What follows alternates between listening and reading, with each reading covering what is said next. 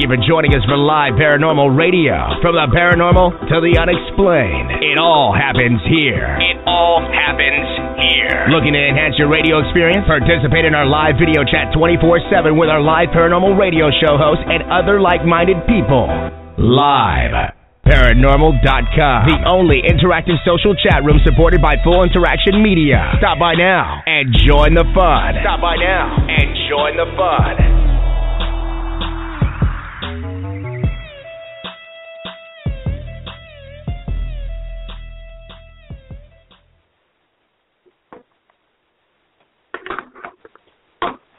All right, it looks like we are live on liveparanormal.com. Spotlight Radio. We have Eric Charles with us. Tonight's the Spotlight. He is, I guess, a friend of mine. He came out to our event last year, and he always supports Live Paranormal. Eric, you there? I am here, Rob. Can you hear me?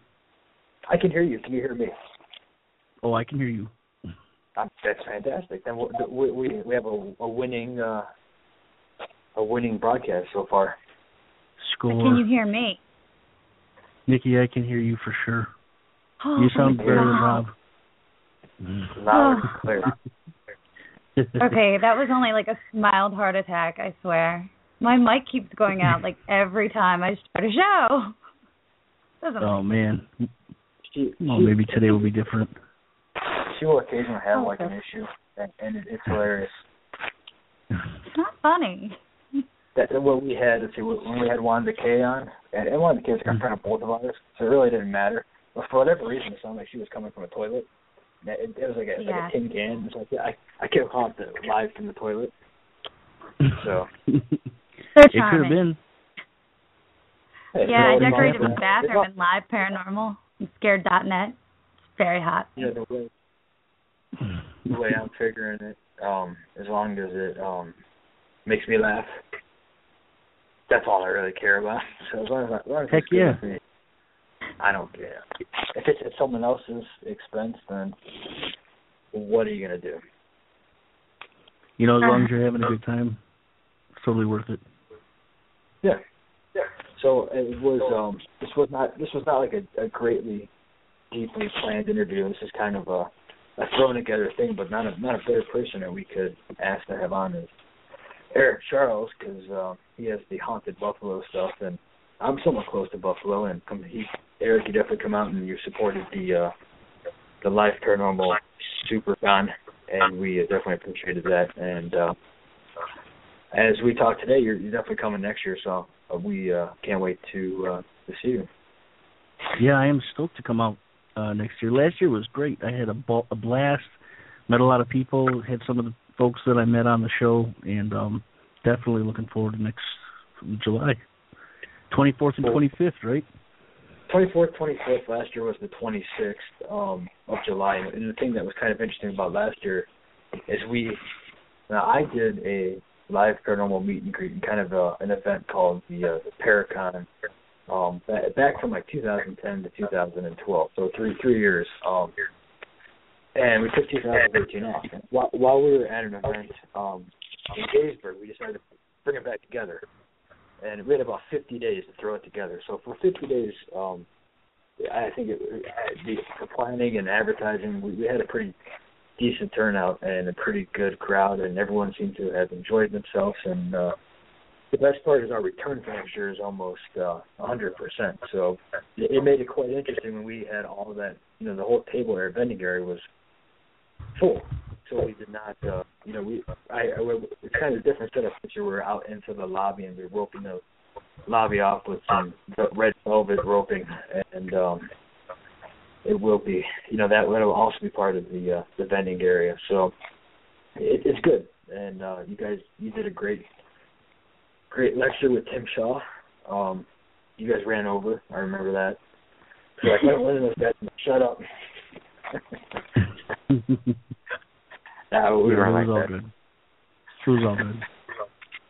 So I guess tell us about yourself. I know about you. Nikki knows about you. But you're on Live Paranormal before. You've been on before, and actually you're on again Tuesday next week. So with Clay. Yep. I guess. So you're like Mr. Live Paranormal over the next week and a half. Yeah, go figure, right? Yeah, I think the last time I was on was I think it was Paranormal Icon. That was a while back. And then next week with Clay Smith on Spirit Watch Radio, and tonight with you folks. So it's been a good. Things have been really busy for me, which is always awesome. And it's been doing a lot regarding my show. I've been doing a lot with just spirit work and all that good stuff. And I mean, I guess as far as it goes, where I'm coming from, it's a very typical story. I think it's been a lifetime that's been involved with the paranormal. As far as when I was a kid, weird stuff happened around the house, and I didn't really think it was weird. It was just the way it was. You see some scary movies, then all of a sudden you're like, wait, that's supposed to be odd. And, I had the Roman Catholic upbringing. I was an altar boy. There was a lot of creepy things that started to kind of come out of the woodwork just based on the religion and stuff, mixed with the paranormal, of course. And then, my teenage years, I kind of like pushed a lot of that away, except for the ghosts and whatnot. And as I progressed, I did all kinds of stuff. I was a musician. I played all over the world for several years. I did all kinds of stuff. Graphic designer. I don't know. I have lots of hobbies. And on top of that, I do the spirit work, and I still do the investigations, although I don't call myself an investigator. It's funny because, you mentioned Clay Smith, and when I talked to him last week, I got his books, and when I read them, I couldn't believe how similar of concept we were. Like, I always considered myself an observer of the paranormal rather than an investigator. I leave the investigations to the people that were apparently more expert than I was, even though I don't believe there's anybody that's an expert in this field. We're all trying to figure it out. And so I was really thought it was awesome when I was reading Clay's books, because I was very connected to those concepts and everything. So it was great to have him on the show and talk a little bit more about those things. And that's what I do. It's like I go out to events. I love going out to historic places. I love going out to facilities where it's the middle of the night and nobody else is there but a small group of people, and you really get to see things that nobody gets to see. You get to see the way the moonlight is hitting the vintage stove. At midnight you're getting to see the lower decks of the battleships that the general public doesn't get to go down in. There's always little giving back that is awesome to be a part of on that level. And with the show itself, I really don't have. I used to record a lot of audio going on these things, because my thing has always been audio more so than anything. And of course, as you know, or anybody who does this knows, you sit there and listen to the audio for as long as it takes to record it. And so, I still have a library of stuff that I've never even looked at just because I didn't have the time. So then when I started doing the show, which was actually started off as a podcast, it was more of an investigative. I'd go to events and just record, and I'd interview. And the original premise was really Purple People Eater. It was originally people's personal paranormal stories, like anything weird that's ever happened to anybody, even if it was the silliest thing. Everybody's got some kind of story. So I wanted to collect those stories and just put them out in the podcast, and that's what I did for the first couple of years. And then, I I was friends with Tim Shaw, and of course he's got the Black Cat Lounge on Para X, and at some point it just kind of made sense, why don't you do that podcast on the show live? And I started, it's almost, within the last year, but it's probably going on 8 months at this point, maybe a little bit less. I can't remember exactly, but it's been great. Every week, different adventure, and just like Nikki was saying when I first got on, how she wasn't sure about the mic. I've had almost every single week some bizarre instance where either the mic's not working, or Skype is blacking out, or the servers on the the servers are going down or something. There's always an adventure that way on top of all the other stuff. And but it's super fun, keeps you on your toes. I love learning about the people that are on my show, and it's just a blast. I'm having a good time, and it's exploded this year. If I may just keep rambling on, I can. I could probably talk for a whole hour if you want me to. Go for it. You guys can just have your coffee or whatever it is that you're drinking. I'll just keep yapping. But I just put out sort of not an ad, but I was looking for people to be almost correspondents. I wanted to have some people to help out with the show, because, like, more and more people are interested in being on it, and there's all these events going on now, and I thought it would be cool to have some friends hop on that might want to, find weird stories and compile them and then send them along and stuff like that. And that kind of, over the course of a week, evolved into a real, correspondence thing. I want to have these guys on the show to, tell the stories occasionally, I want to get us all, Letterman jackets that say the Haunted Buffalo on the back, so we could be like a gang and walk into places and push people over, things like that. Your fingers and stuff too, as you walk down, you'd be snapping your fingers and stuff. Yeah, that's part of it. Jets. Are these people from Buffalo? Are they from Buffalo too? Because I would assume, in the wintertime, here in Cleveland, in Buffalo, it's probably even worse. There's not much going on, so they probably have an abundance of time. How do you all go anywhere? It's going to be a snowmobile gang, isn't it? You're going to roll up in your snowmobiles. Yeah, what's funny is we got that, 8 feet of snow or whatever it was a couple of weeks ago, and, it's one of those things where if you're in Buffalo, you go out and build an 8-foot snowman. It's just the way it is. But, oh my gosh. There is a lot to do in Buffalo. There's a lot to do here. You just got to find it. And as far as this stuff goes, it is definitely cool to keep in touch with friends and stuff. And some of them are from a little bit of a distance. There's one gentleman from, Nova Scotia that's, anonymously sending me stuff. He wants to be a secret guy, which is awesome. Have fun. I got somebody from out your way. I got a couple of people from Western New York area. So it's pretty cool. It's turned out to be about 5 or 6 people. And then I had to cut it off because I kept getting requests. And I was like, I would love everybody to do it, but I don't even know how I'm going to handle 5 or 6 people. But I think we'll be able to figure it out. And it's going to just make it more entertaining, My format's always evolving. So when it started off, it was just me like this, talking and singing. I would pick up my guitar, whatever it took to get through that hour.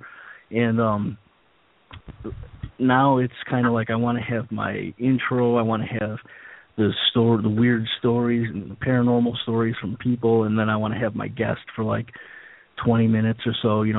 I want to keep interest and keep it lively and fun. So that's where I'm heading at this point. It should be pretty cool for the next year, and it's just going to start to twist at this point. So I'm excited about it. Well, that's good. Are you going into you doing any interviewing or trying to do anything live at the SuperCon so people can come up to your booth? I think last year you did some podcasting. I'm not even sure if that actually took place.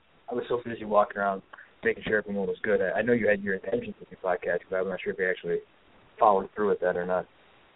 What I was going to do was record personal stories on the spot and then just kind of catalog them and put them into the show as I was going. But there were so many people there and it was so loud that it wasn't really conducive to what I was thinking about doing. So I actually just spent the time having a ball and networking, and people were coming up to me for readings and tarot and stuff, and I really didn't even have time. I just wanted to see what was going on with everybody. And it was great for me because I definitely met a lot of really awesome people, like I said, and I'm definitely looking forward to the next one. I'm going to try to come up for the mixer this year. I missed it last time. Well, and that's the difference this year. Being 2 days, we have the VIP party, and the cool part about it, at least it's in my biased opinion, so I'm just saying the cool part about it. If I didn't think it was cool, then, we'd have a problem. But the cool part about it is the VIP party is going to be a cash bar located in the expo area on Friday night. So as soon as the expo is done, it's going to open up with a cash bar so people can drink their cocktails and shop and mingle. And oh yeah, I cannot wait. Yeah. if they don't have time, then I don't know. Yeah, it's super cool because then you can have your time at the show, you can have your time at the mixer, then you can go out and sleep in your van in the parking lot, and then just wake right up and come back in and do what you got to do. It's perfect. Or the table skirts are long enough that you can sleep underneath your table. The extended. My banner goes all the way around too, so that might just work out perfectly. Just bring a pillow, and noise will be fine. I'm done with that. And you guys had plugs under all the tables pretty much last time, which was pretty awesome. So I can bring my little TV or something. My little TV. What am I talking about? I got a charger. Yeah, there you go. That's what I'm looking for. We'll just poke you with the stick at like 8:00. Tell you to get up. Is there going to be an after the event investigation again this year? I know there was one last year, but again, that's the one thing that I missed. I kind of took right off after I get home. Yeah, actually, we have two of them. Now, the weirdest thing, and I didn't want to make this too much about the SuperCon, but if you're asking, I might as well talk about it. Go ahead. Please do.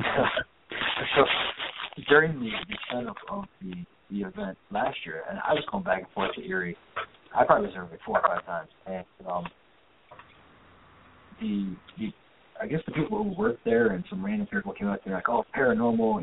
We have this building or this ballroom called the Hemingway that it's haunted, and it was weird because it was different people from like different levels of the Hilton, and and they kept telling me, hey, this place is haunted. So, that happens pretty much anywhere you go. I found when somewhere you tell somebody you are you investigate or you research or do something in a paranormal, the odds are they're going to have a story, or the odds are before you're at a location there's something happened there and they want you to check it out.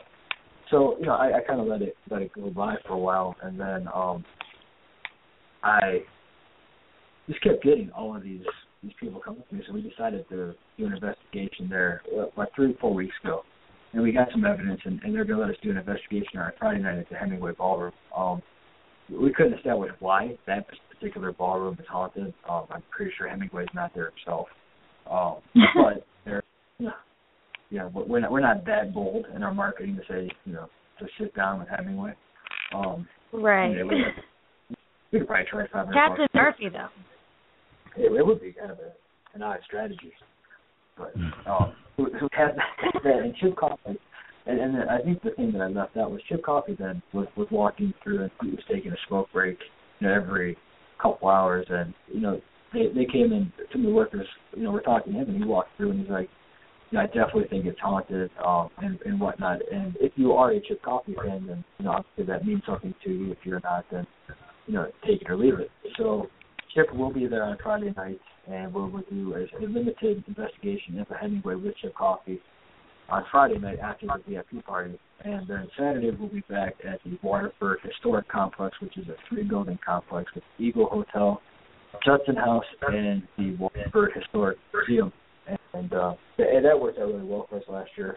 It gives, we have 30 people or 40 people between 4 spots, so no one's walking over each other. It's very limited. And, you get the run of the place, during the rotation and your own little deal. So it's a group investigation, but it's not like a group investigation where people are walking on top of each other and you can't hear, and your stuff is contaminated by footsteps and whatnot. So it should be good. We have Dustin Perry, John Tenney, and a few others are going to be there on Saturday night, and I like, in my biased opinion, I think it's fantastic. Cool. Yeah, it sounds like a really good time. It's awesome. It's awesome. It is. And so what do you have going on? What do you have going on besides? Have you any other events you're going to, or anything else you have set for 2015 yet besides your Haunted Buffalo and getting the jackets and producing your fantastic show? I've listened to your show. I actually was introduced to you through Tim Shaw, so that's how we met, and we talked for a while, and you went to Para X, and I've always liked the people at Para X, so I was happy to see you go there, and we've talked about having you on here and having you on there and doing some cross promotions and stuff, and we haven't really done anything yet, but one day we'll probably do something, and yeah.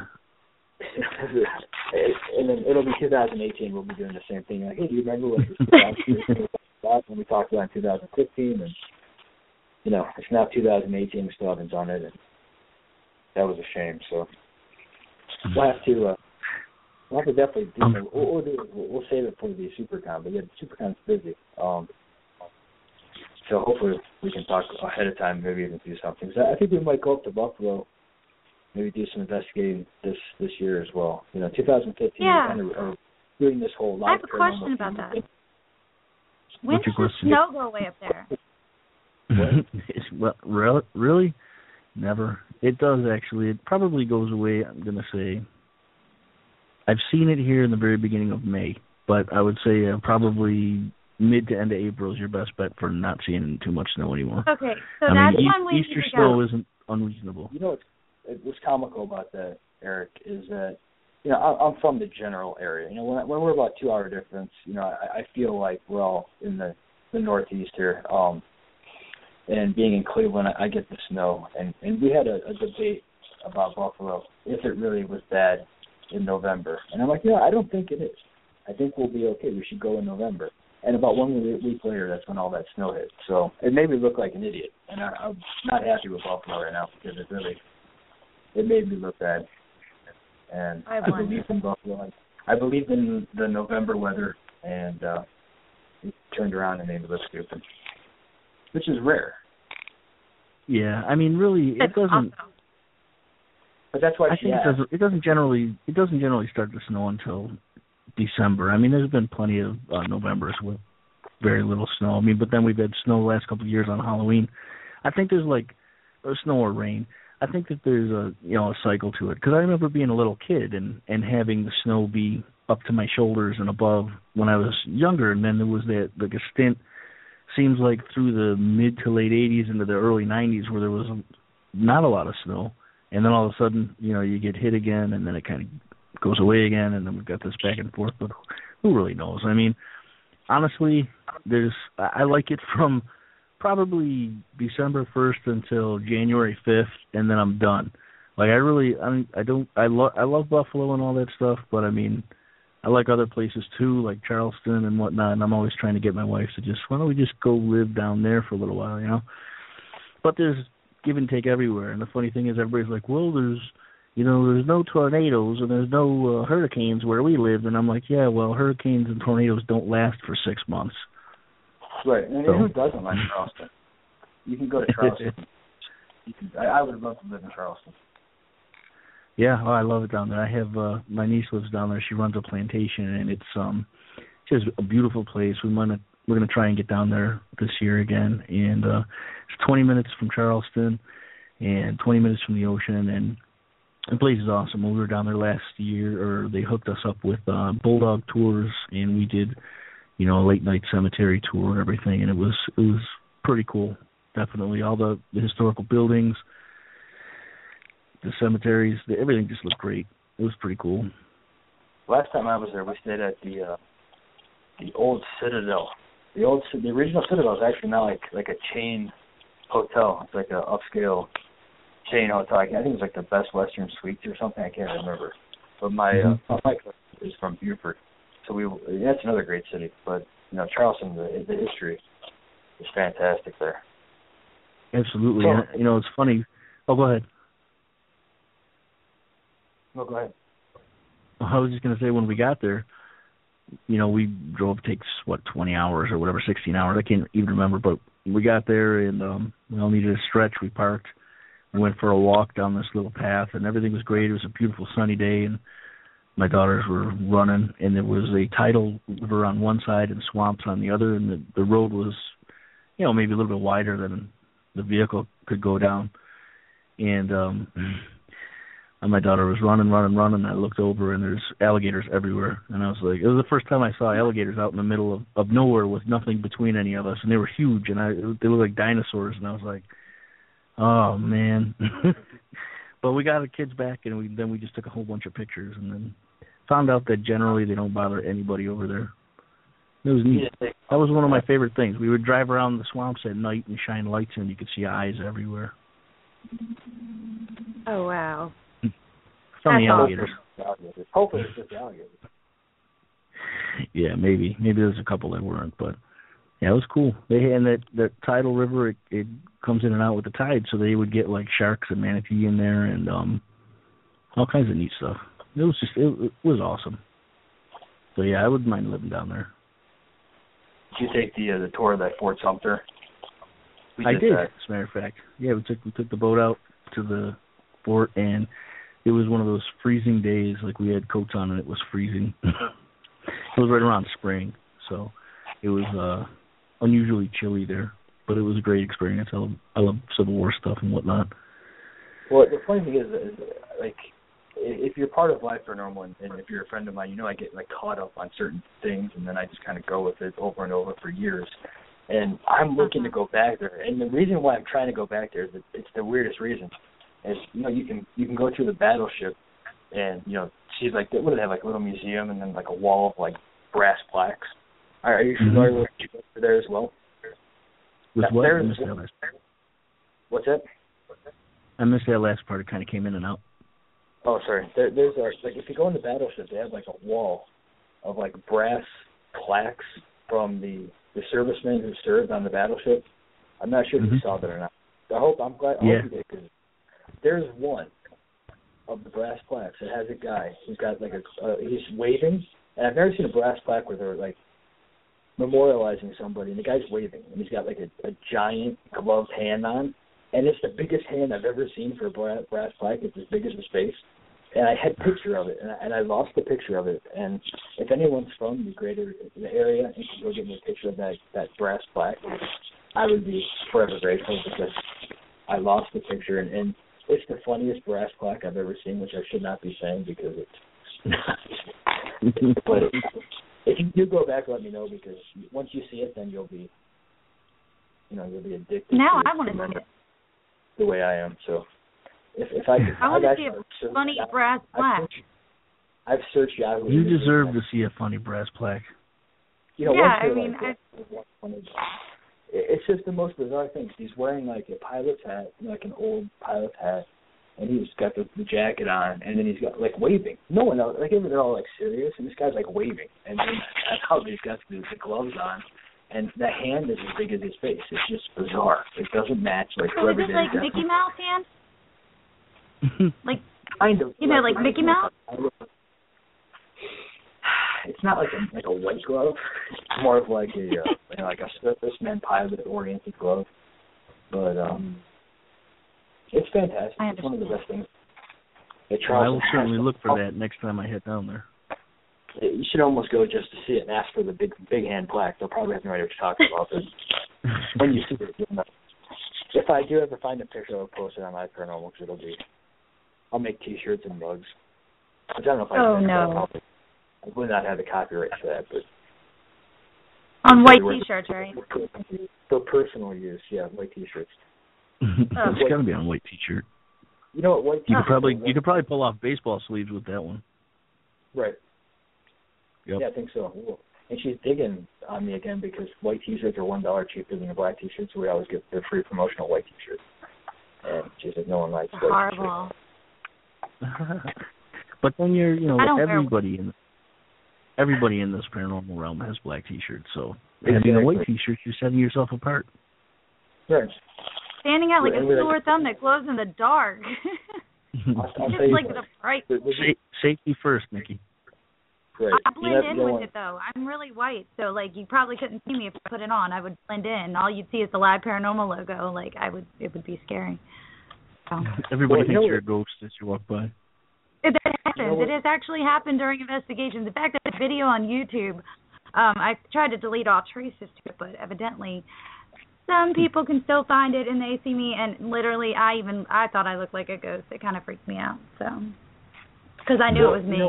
But it wasn't me. I had like white blacklight T-shirts made when I do like TV appearances and stuff, because then they stand out. You see giant block letters on my website, liveparanormal.com. So there's a hidden agenda behind that too. It's not just totally.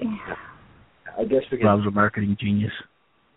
Taking the lead down, yeah, you know what, I think so too. But you know what though? I was on your website earlier for Haunted Buffalo. Wow, did you do those graphics? I did. It's a little outdated at this point. I think good. Thanks. I like to. I don't know if you've seen any of the show flyers, but I like to take the old vintage, horror movie and sci-fi posters and kind of repurpose them for the shows. So it's fun. Yeah, they are awesome. So cool. Maybe you can steal our white T-shirt idea, and we can steal some of your graphical ideas. Hey, you can ask me for graphical ideas whenever you want. You know that. Well, I know. I almost helped you with a pizza box last year. Yeah. Are you still selling stickers and all that stuff too, as your side job, or no? Not so much. I was doing that, and then I just got so busy with everything else that I had to put it aside. And then I can still do it, but it's nothing that I seek out at this point. Maybe when things get a little calmed down, I can pick it up again. But yeah, so at this point, no good. I was thinking. No, I mean I could definitely still do it for you. It just let me know. That's all. Let me know what you want. I got to order some more stickers for myself. I ran out. That's the problem with all the you get the stickers and the buttons and whatnot to give away and everything like that, and they go quick, and then all of a sudden you don't have any for like a couple of months because you either keep forgetting or you don't reorder them or you ain't got the cash, that type of thing. But we had bags that we were repurposing that had different logos on it, and we decided that we would just peel the stickers off. So and then make the bags nothing. So it made it a much cheaper alternative. That we just took the stickers off. That ones that were currently on the repurposed bags, and then not put them with our. We could just wrote on them with a Sharpie, LiveParanormal.com with a Sharpie. Really class the place up.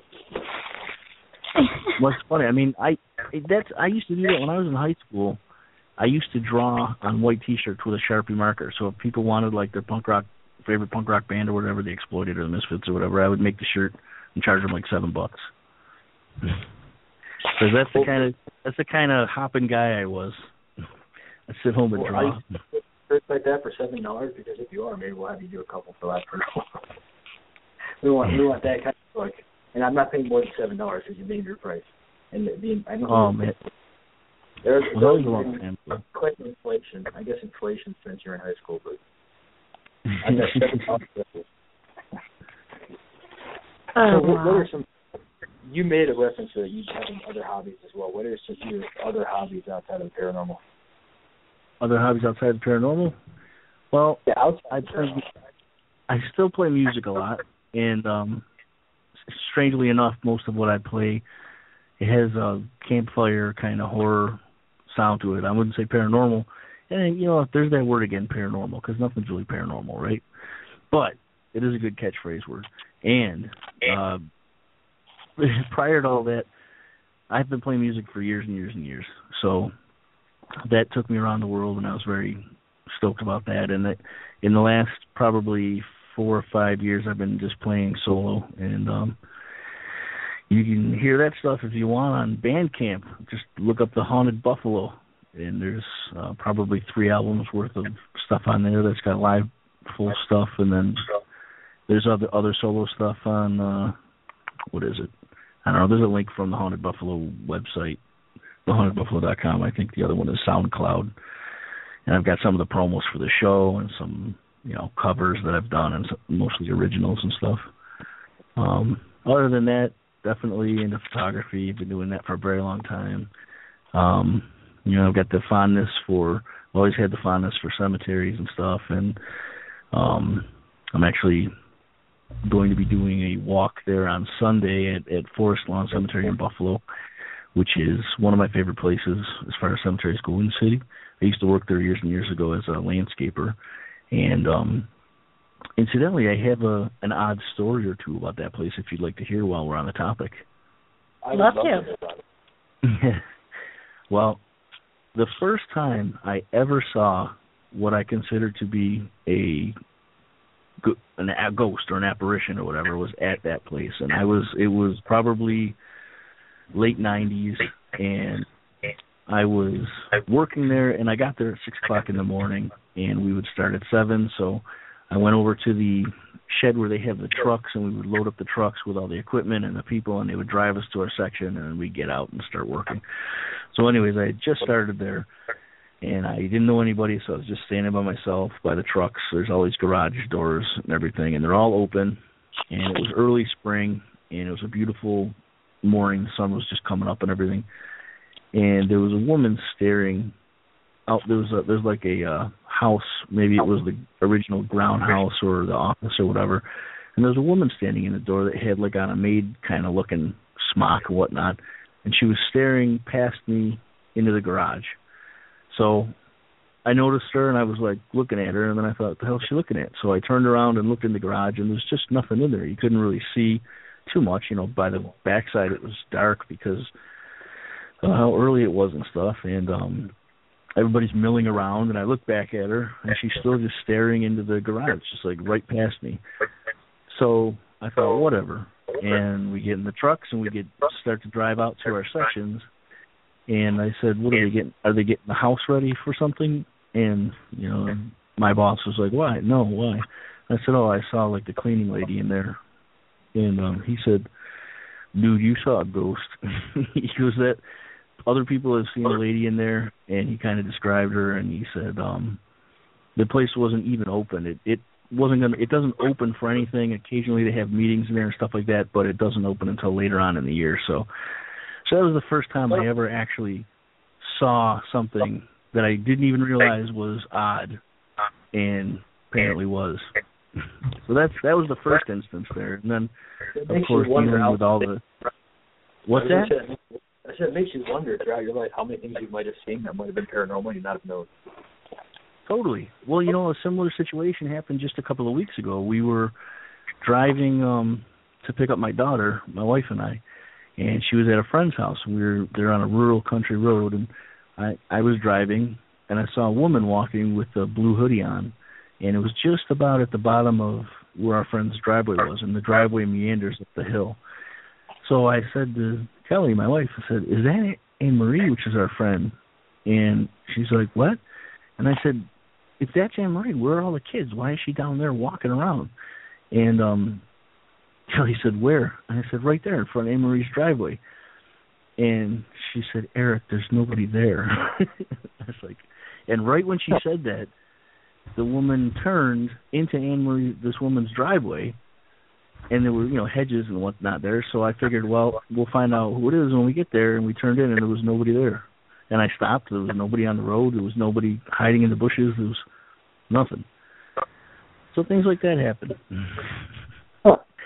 The other cool thing that happened at Forest Lawn that I remember was I had gone there at one point with some friends to show them around because I got used to the facility, and I wanted to show them the chapel and everything, and which is supposed to be severely haunted. There was like a lot of inside ghost stories about the place, and supposedly, you know, a lot of workers or some workers wouldn't go in there. Other people that were in there used to tell me about doors slamming at full force, all kinds of crazy stuff. And so we're looking into the windows, me and my friend Ron, and our other friends were gone. We turned around, and there was kind of like a breezeway going down a sidewalk with an overhang. And our friends came back, and the one joked, so did you see the ghost yet? And right when they finished saying that, the downspout for the gutter dislodged and fell in between all of us, and it didn't look like it was rusted or anything. And I said, what do you think, you know? And so we just kind of like went weird and moved on. But that's the kind of stuff that seems to follow me around particularly. So, you know, if we get to hang out, maybe you'll have some kind of interesting experience. Yikes. And, yeah, all kinds of weird stuff. Things happen in my house all the time. What happens around here? Things have come off the wall. My wife, when she first met me, was the typical skeptic. She didn't want to know about anything. She didn't believe in any of this. She didn't, you know, whatever. I never, you know, pushed her into any of it, but it's just out of the process of, you know, belief or whatever you want to call it. When you repeatedly see things happen or hear things or encounter things, you start to question. And then I do my medium stuff and everything, and she's into that. She's gotten more into like that kind of spiritual aspect, opening up a little bit. And a lot of it's just because you see this, I mean, these things that happen over and over again, you start to question, you know, your beliefs and everything like that. And we did have something come off the wall 3 times. One, you know, the second time I nailed it down basically, and it still came off. It bounced across the room. We were standing in front of it was a little holy water sconce that her grandmother brought back from Italy, because she's from Italy, and she had it on the wall in the bathroom with a little rosary hanging on it. And I said, isn't that weird in the bathroom there? She said, well, you know, I like to see it because I think of my grandmother every time I see it. So I said, fair enough. We left it there. So the one day I saw it on the kitchen table, and I thought that was weird. I'm like, oh, she must be moving it. So she said, no, the weirdest thing. I went in there. It wasn't on the wall. I looked all over for it. I couldn't find it. So I thought, whatever. She left. She went back in there, and there it was on the middle of the floor. She would have seen it before. So she thought, okay, maybe it fell off. She picked it up and put it on the table to wait till later so I could put it back up. So I put it back up, and I thought it was really odd that it was down there. So I put two additional nails on the bottom and kind of bent them over. It was a temporary thing, but I just wanted to see if it was going to stay like that. So maybe a week later, I was sitting on the couch and I could see my wife in our bedroom because it was directly across from the couch, and I heard this bang in the bathroom, and we kind of looked at each other, me from the couch and where I'm often at, and her from the bedroom, and I knew exactly what it was, and I said so. I said, it's that thing in the bathroom came off the wall again. And she goes, no, it didn't. So we both went to check it out, and sure enough, it was not down below the wall where it was hanging. It was across the bathroom by the window. So she was like, what is up with that? I said, well, we'll put it back up one more time and see what happens. I said, I feel like somebody doesn't want this in here. I feel like they feel like it's disrespectful. So we put it back up. Again, I harnessed it, and maybe a week later, Sunday morning, it was 10 o'clock in the morning, we were standing in front of the stove talking, which is right next to the entrance to the bathroom, and while we were talking, we heard that thud again, and she just kind of, you could see her going a little white. She goes, come on. And I said, well, I started laughing. I said, let's check it out. So we opened the door, and sure enough, that thing was across the room again. So I said, look, why don't we take it, put it in a more prominent spot, something that seems better. We'll put it out in the living room or something and see what happens. So we moved it into the living room in a nice little alcove, and it's been up there now for probably 3 years and never moved. No problems. And nothing else. Nice. We've had other things hanging in that exact spot in the bathroom, and nothing's happened to those in those 3 years as well.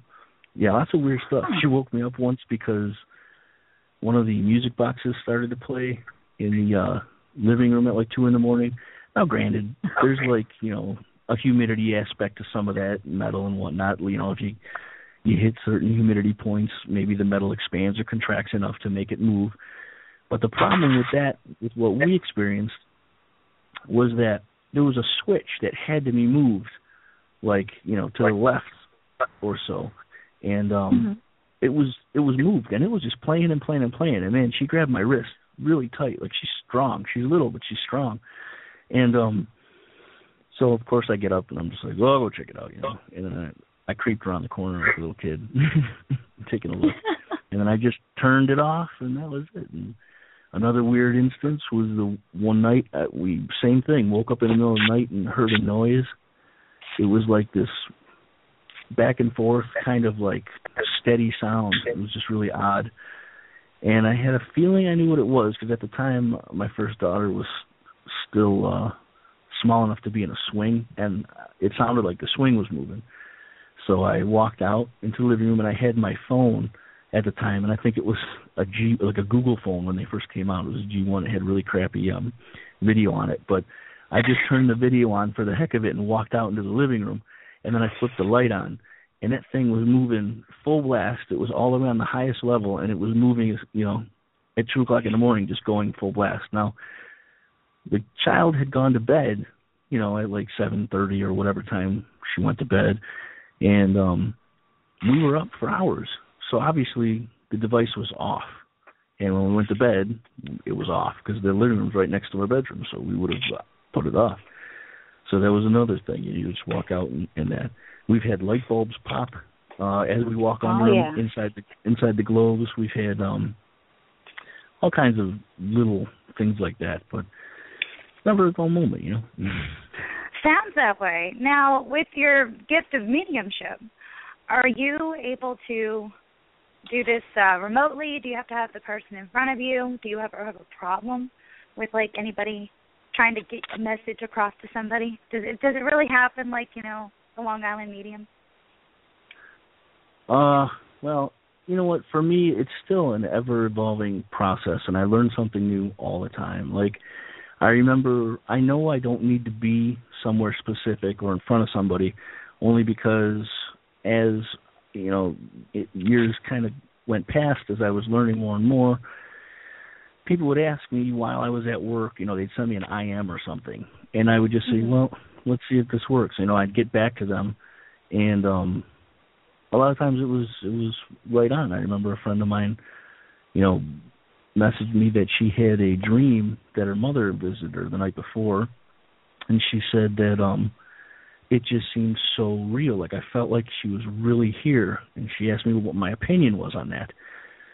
And I wasn't going to, I didn't know what to do. It's like you always want to do the right thing, but you don't want to, I don't know, you don't want to, and I'm always second-guessing myself with the medium stuff, too, because it's kind of like, I understand that it happens, and I don't necessarily understand the why particularly, but things work out, and so, okay. But anyways, so I just kind of sat back in my chair, and I was at work, and I thought, all right, Carol, what do you got for me? Her mother's name was Carol. Do you have anything that I can give to her, to let her know that you were really there last night or in her dream or however it works? And so she showed me a blue, a very specific beret, and it had like this turquoise flower on it and all this stuff. And she said, tell her about this. Tell her to look for it on a dresser in a little drawer, and when she finds it, she'll know that I was truly there, right? So I'm at work. So now I have this problem where I go, all right, do I tell her this or not? Right. Again, you want to do the right thing, but it's super shot in the dark type of thing. It's like, really? So, then if she goes there, she's going to be bummed out if she doesn't find something. But it felt like really strong, okay? So I thought, all right. So I said exactly that to her. I described it. I said where she was supposed to find it and all this. And so I didn't hear from her for about 15 minutes. And then she wrote me back, I don't believe it. She said it was in my drawer, in my a strange drawer. She's got like a couple of different jewelry things or whatever. And she said it was in with the ring she gave to her mother for Mother's Day the year before she died. And it was in there with it. And she sent me a picture of it. It was exactly what I saw in my head, which I thought was pretty awesome. That is awesome. Yeah. And so, and since then, because that woman that I spoke with was an old friend of mine. I've known her for years and years and years. So another instance, just this past December, her mom kind of stopped in while I was cleaning the basement here. And, then you start getting information, and they want you to pass it along. And I'm going, what am I supposed to do here? Out of absolutely nowhere, contact this person and say, hey, by the way, your mom said, because it sounds crazy, right? No, I would welcome that. In fact, we have to talk. Now that's me. No, there's other people who might be like, what are you talking about? But yeah, no, I mean, so what do you do with that? What did you do? Well, you know what? I debated myself for about half an hour because it was like one of those things where I don't want to deny the wishes of this woman that wants to talk to her daughter, and at the same time, I felt like if it wasn't right that my buddy would understand, but if it was right, it was the right thing to do. So I texted her and I said, do you mind if I, tell you something regarding your mom? She was like, absolutely not, please do. So I explained to her, okay, here's the deal. Crazy as it sounds. Your mom stopped by. She told me that you need to look for her horse ornaments, something to do with like the Clydesdale kind of horses. And there was some other information too, but that was like the main thing was to dig that out. She wants it out. So, also that, I think there was, she mentioned a woman that she needed to talk to, needed to say hi and all this stuff. So anyways, my friend got back to me and said, okay, absolutely. She said my mom collected Clydesdale horse ornaments, and she had like this one really old one from like a Hallmark or something. It was worth like $400. She said it's been buried at my father's house forever. So she said, but I will bring it out. And the other stuff that I mentioned had to do with, I believe, her sister, who she wasn't talking to at the time, and because that was the name that came up. It's really weird. I don't 100% understand everything about it. I will never claim to. All I know is that when you get in the mode, I see images, I see sometimes photographs. I see the person. I see whatever it is that I can pass along. And for some reason, lately, like I've been getting a lot of names, and I just did an event at Statler Towers for Greater Western New York Paranormal Society. They've been doing a lot of really huge events around here, and they might be. I don't know if you guys have them up for the Paracon, but they'd be a great lot to have up there. There we go. They've got a show that they have. They've been traveling all over the country, shooting pilots for different things and everything. It's like not shooting pilots, for a video. And right. But anyways, the first person I talked to, I was like, immediately, here's 3 names, blah blah blah. And she goes, okay, you named my mom, her sister, and her other sister. And the one was Marty. And I felt feminine, and I said, okay, well, there's one that's Marty. And she goes, that's my mom. Her name's Martha, but we always call her Marty. And so it was like her 2 sisters popped up. It's just really, it's bizarre, okay? And I don't claim to be like a guru or anything like that. I just love when things work. And it's like, if you are as simple-minded as I am, maybe it's easier. I don't know. But I feel like we're all connected, and we're all capable of, having this sort of communion with each other, with spirit and stuff. Then it's just a matter of, some people can pick up a guitar and play it easier right away, and some people need more practice. So I think that's kind of how everybody is, So, that's I just keep doing stuff, and like lately, like I've been doing a lot of events of that nature lately, and a lot of meditation sessions, and it's been really great, for me personally. I enjoy it, and it's just all around good. That's where I can put it. Well, I think it's absolutely fascinating. It's awesome. I'm kind of jealous because, I think I would welcome it. Then again, I'm the one who's like, does anybody have any messages for me? I want to run into the Long Island medium. So maybe I'm just weird. I don't know about Rob. I don't know if people can run into the Long Island medium. Is he still here? No, I'm still here. Oh, there you are. He's taking a nap. He's like, Eric, keep talking. He was probably hitting that group up already. Right. No, I was my perfect. Do what? I said the purpose I kicked in. I'm fine. You got the whole. How's your body doing, Rob? You got some screws and nuts and bolts in there, huh? Yeah, I did. I fell and fell harder than I ever fallen, and I wasn't able to brace myself. And it's crazy. I read the story. He was hurt. He was hurt real bad. Hurt real bad. I get razzed by that too. So to give you the quick scenario here is I called. The first thing that I thought of was that. So I fell and I'm laying on the ground outside waiting for the ambulance to come, and I'm catching up on my phone calls. So I was in tongue pain, and I needed to call and tell somebody that Live Paranormal was not going to be updated that night due to me laying on the ground waiting for an ambulance to come. And apparently, when you're in that much pain, I think your vocabulary and what you want to say doesn't come through really what you really would say if you weren't hurt.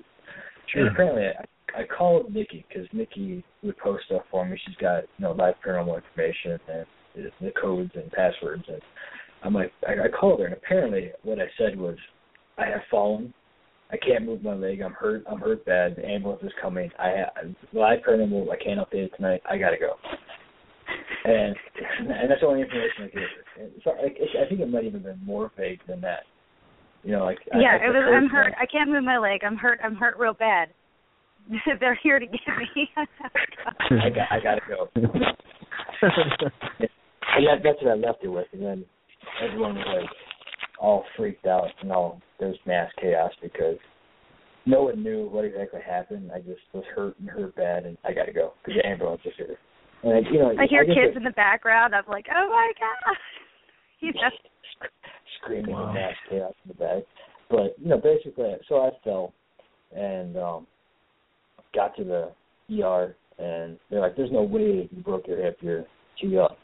And then about two hours later, after sitting in the ER. They came back to me like, yeah, you need to go now for emergency surgery. You broke your hip. So from that point on, it was just a bunch of stuff that you don't want to hear and don't want to do, but you have no choice. And take it one day at a time. And I've got a rod, a plate, screws, all titanium, and that's crazy. You know, upgraded features. It is. And you know, we can rebuild him stronger, faster, exactly. hippier. That's the one funny thing is like they put all that stuff in, and I got out of surgery at 2 a.m. and at 9 a.m. they were there, getting me up out of bed, ready to put pressure on it and walk on it. And I mean, they cut my entire leg muscle, like from past my hip. My scar is like 18 inches. I mean, I was out of bed. They were nuts. I looked at them and you guys are nuts. I can't feel my leg. I'm not, this isn't going to happen. But then slowly, it got there. I was on home care, and now I'm doing physical therapy. My physical therapy is like actual, like I would say more manly, hardcore physical therapy compared to like my first physical therapy was like marching in place, and I couldn't do it. And, like you have to have the mindset to really like not be able to march in place. I think that's it's really like hard, when that's like your biggest obstacle is marching in place or picking your foot. I couldn't even get my leg up to move it. So but now I'm doing like leg pressing and stuff. So, but with the leg presses and all the advanced physical therapy, it's been sore. So I do take like a half a Percocet at night. And I took it last weekend. I can't remember if it was last show or the next show or the show before. I took it like before the show, and it kicked in like 15-minute mark, and I didn't know what I thought.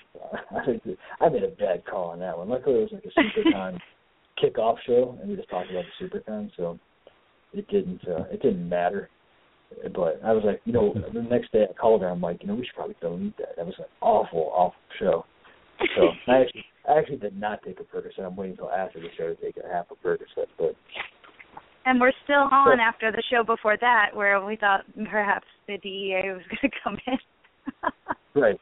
But Bob Murch asked how I was, and if I had an abundance of Percocet for sale. Oh, it was lovely. I was just like, oh gosh. Remember Live Paranormal? That website people used to go to? I have no filter. And oh my goodness, we're almost at the end though. I want you to be able to have opportunity to tell everybody where they can listen to the show and find out all about you and get a hold of you and all that good stuff. All that good stuff. Well, you know what? The easiest thing to do is to just go either to thehauntedbuffalo.com if you want to see some stuff for the radio show. And it's a little bit of an outdated site. I'm going to be working on updating it and getting some more content on there. The other site for the spirit stuff is iworkforspirit.com. And other than that, look me up on Facebook. Facebook.com, spirit.eric.charles, I think. And then, of course, the Haunted Buffalo has a Facebook, and the I Work for Spirit has a Facebook as well. Awesome. That's about it. I definitely appreciate having you on, and yes, it's always a pleasure, and I look forward to. I'm hoping that seeing that the SuperCon, which we talked a lot about today, but that was kind of by design, and I hope you're okay with us plugging that on top of your stuff. I'm hoping that we don't take, and it's a little bit over 6 months from today, and that's not the next time we talk. So let's try to talk beforehand. And, maybe do something if we come out your way and do an investigation together. Or something. Heck yeah. Yeah, if you come out this way, you better contact me. I'll definitely meet you out one way or the other. So yeah, now that you'd be mad if you found out we were in Buffalo and we didn't contact you. Absolutely.